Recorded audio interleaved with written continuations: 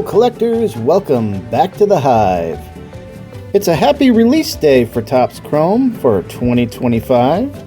Here we'll be breaking down the product, the different formats, exclusives, rookies, and whether or not you should buy it. So let's go ahead and get started. So let's start things off with the formats. For Hobby, you have a pre-release sale price of $199.99. Inside you'll find 80 cards at $2.50 a card, and one guaranteed autograph. Jumbos at pre-release were at $400, and you get 132 cards at $3.03 a card. You'll find 3 autographs in those. Alright, hold on, stop the music. $2.50 a card. You cannot be serious. 2 years ago, it was $1.83 a card. Last year, you upped the price to $1.93 a card and increased the checklist by 70 cards, I might add. But this year, a 22.8% year-over-year increase? What are we doing here? Look, Mr. Rubin, I realize, as a set builder, I am not your core customer anymore. I realize that. But you cannot tell me that you increased the value of these boxes by 22%. But Bear, we increased the autographs. Yes, you did. More than half of which are pitchers, and like 3/4 of those are relief pitchers that have been in the league for about 5 minutes and got sent down. To my viewers, I am so sorry. I am not normally a very negative person. I have been in this hobby since 1987, and I have been through it all. The junk wax, the ebbs and flows of values, the rise and fall of card companies. But this one is new. I am literally getting priced out of the hobby that I love. Alright. Rant over. Back to our regularly scheduled program. Let's take a look at exclusives. The hobby box will have the World Series at Night insert. Jumbo, nothing really special there. You're just getting 3 autos, and I guess that's going to be your big exclusive. Now the rest of that list on your right is what you can receive in either the hobby or the jumbo box. You won't find any of those in retail. Now on to retail. Value boxes will go for $40 a box. You'll get 28 cards at $1.43 a card. Mega boxes, $70 for 42 cards at $1.67 per card. Mega boxes are looking at a 16.7% increase from last year. Sheesh. Their release date will be later on August 6th.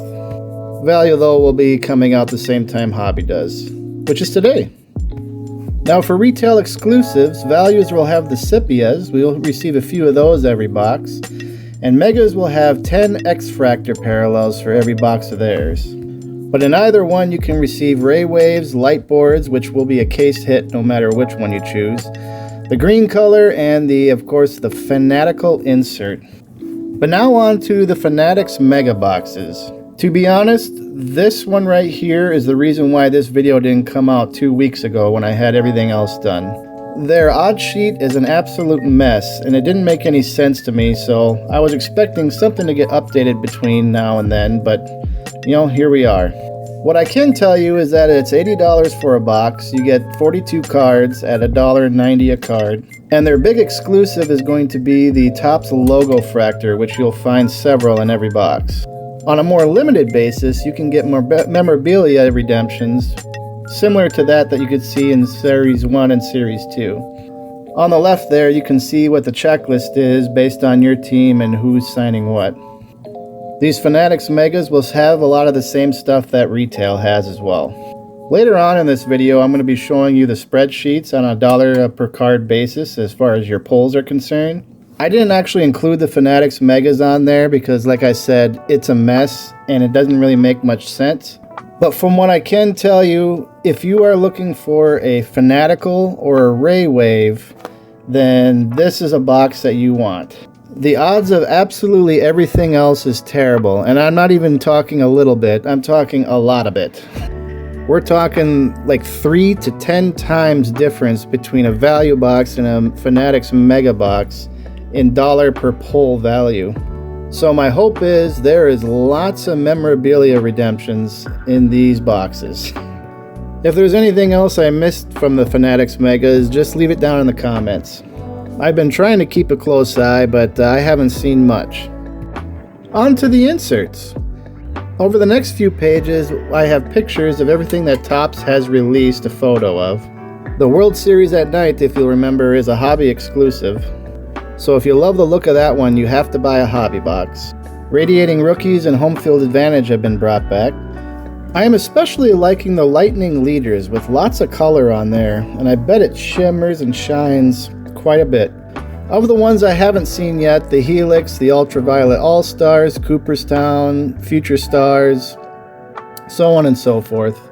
We'll start to see those as they get pulled. Alright, Rookies time. The clear number 1 is going to be James Wood. I don't think anybody would ever dispute that. Jacob Wilson, having a heck of a year so far, comes in at number 2. After that, it kind of gets a little bit murky. You can put the rest of them in any order you want, and I probably won't fight you on it. But I know some of you are probably going to be asking, why Roki Sasaki at number 8? The truth is, the guy hasn't really done anything. He started 8 games, got hurt, and has a high 4 ERA. He's not a Paul Skeens, so I don't really know or understand where all this hype is coming from. I'm not saying he's a bad player. I'm just saying that he's got a lot to prove, at least to me, that 3 to 5 years down the road he's still going to have hobby relevance. That's just my 2 cents anyway. Okay, spreadsheet time. As I noted from earlier, Fanatics boxes are not on here because their odds don't make any sense. As for everything else, as a surprise to absolutely no one, the hobby box is the way to go.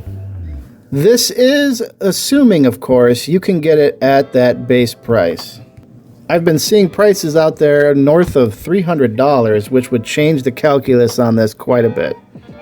Be that as it may, on the retail side, despite the price increase, mega boxes still have a slight edge on value boxes for most of the dollar per pull. So I do have a case of megas on the way that we're going to rip open on this channel. So stay tuned for that. But I know that many of you out there, including myself, love the Prism parallel. If you like that one, value is definitely the way to go. By the looks of things, it's 1 per box. Go ahead and pause this video if you like to dive deeper into the numbers. But before I move on to the autographs, if you found value in this video, can you do me a favor and give this video a like? It takes a lot of time to put all this information together, and it would really help this channel grow. And if you want to see more of this kind of content, go ahead and give us a subscribe. And for that, I thank you. Alright, now on to the autographs. This is where my mega boxes start to crap the bed. Just a reminder that hobby boxes and jumbo boxes, you are guaranteed an auto, 3 of which in the jumbo box. And now that I'm looking at this, I made an oopsie. You get 3 autos in the Breaker's Delight as well.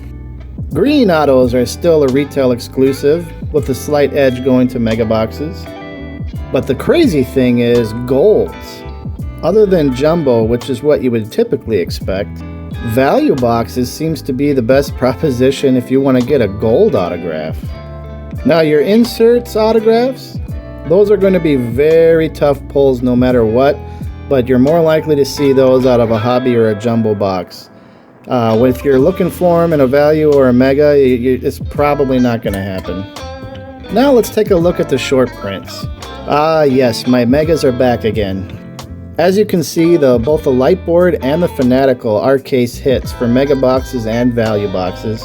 But Fanatical has got a slight, just very slight edge off the case hit. So there might be a case or two out there that does not have a Fanatical in it. And on the hobby side, hobby boxes take the cake once again. Which is understandable because there's only 1 autograph in a hobby, and jumbo, really, you're just buying the autographs when you buy a jumbo. But if you look at the bottom of the page, the gold logo man, I don't think that number is correct on the jumbo box. I've got the odds sheet sitting right in front of me. I did not make a typo, but I think somebody at Topps did. I have a feeling, but I can't confirm this, that 0 at the end is an extra number that Fat fingered into their system. But hey, what do I know? Maybe they are making $250 million off of jumbo boxes alone. But what's the play here? Honestly, hobby boxes are going to give you the best value all the way around. As you saw from the last 3 sheets, it's got the most green across the board. But if you don't have hobby money and you want autographs, value boxes seem to be the way to go. But if you're like me and like to see more color and also short prints and those neat inserts, mega boxes seem to be the way to go. Once again, I hope you found this useful. This is Bear from Honey Bear Cards, asking you not to blow your budget on this, but if you have some fun money you have to spare, keep on collecting cards and bring them back to your own hive. Peace.